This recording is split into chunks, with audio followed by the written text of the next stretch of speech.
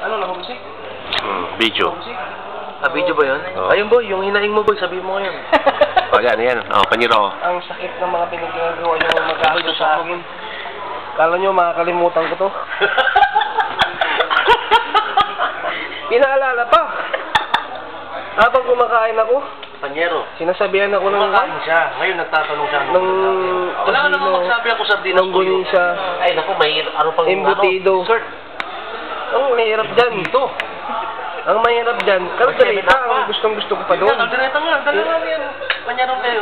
Hindi nyo ako naisip. Diba? Isip ka namin boy. Naisip nyo ako, ang sinabi nyo lang sa telepono ni Paring Romel, kinamay na ang ulam mo. Yun lang. Promoted ka naman. Walang sinabi. Design, ha? Walang sinabing kuan. Kaldereta. Ilan taon na? 14. Oh, mas makita doon. Play mo. Kasi wala ko. Basic. Babae? Dalawa.